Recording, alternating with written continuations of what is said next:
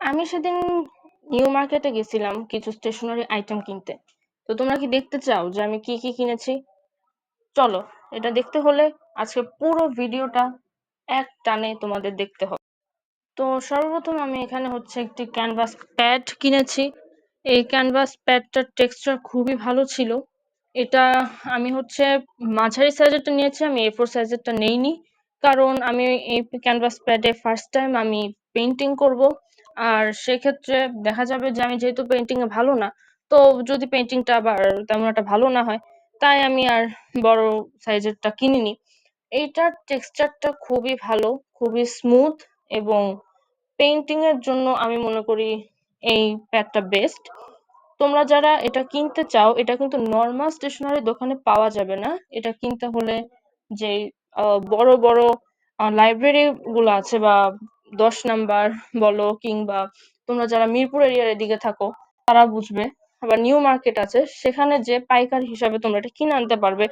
অথবা তাছাড়া এটা ওভাবে কিনতে পাওয়া যায় না। তার সাথে আমি যে জিনিসগুলো কিনেছি সেটা হচ্ছে এটি painting knife, acrylic colour, white colour, তারপর জেসো, বার্নিশ। এর সাথে আরো কিছু কিনেছি, সেটা দেখতে হলে সামনে পুরো ভিডিওটা দেখতে হবে।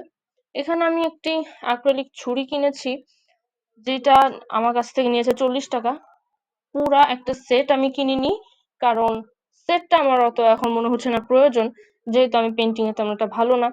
সামনে এই ছুরি ইউজ করে আমি চেষ্টা করব তোমাদের জন্য আরো সুন্দর সুন্দর ভিডিও বানাতে। এখন সেটার জন্য কি করতে হবে বলো? আমার চ্যানেলটিকে সাবস্ক্রাইব, লাইক তো করতে হবে। তোমরা কেন করছো না? লাইক এবং সাবস্ক্রাইব করে দাও, যাতে আমি যখন ভিডিওটা ছাড়বো তোমাদের কাছে যেন তৎক্ষণাৎ চলে যায় ভিডিওটি, এবং চেষ্টা করবে আমার পাশে থাকার।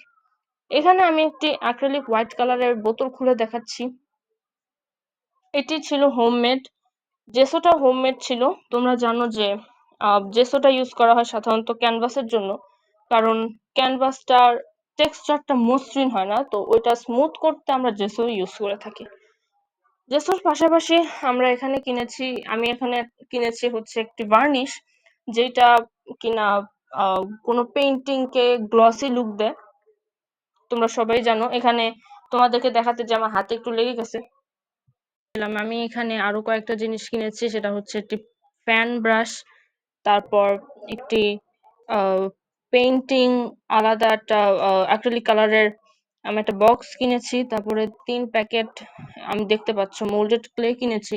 আমি মোল্ডেড ক্লের কাজ করতে যে আমার অবস্থা পুরো খারাপ হয়ে গেছে।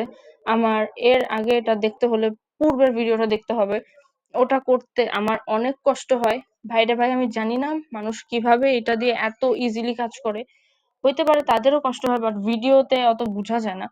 তো যাই হোক, যেমনটা দেখতে পাচ্ছ আমি এখানে দেখাচ্ছি মডেলিং ক্লে, ফেভিক্রিলের অ্যাক্রিলিক কালার কিনেছি। এখানে আছে হচ্ছে টোটাল 12টা কালার।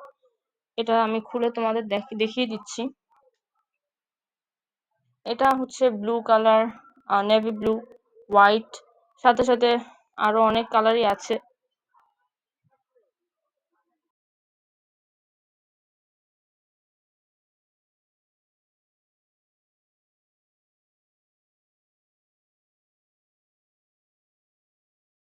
বার্নিশটা ইউজ করে দেখাচ্ছি। যাই হোক গাইজ, এই ছিল আজকের ভিডিওতে। ভালো লাগলে লাইক, কমেন্ট এবং শেয়ার করে দিতে ভুলো না। Thank you.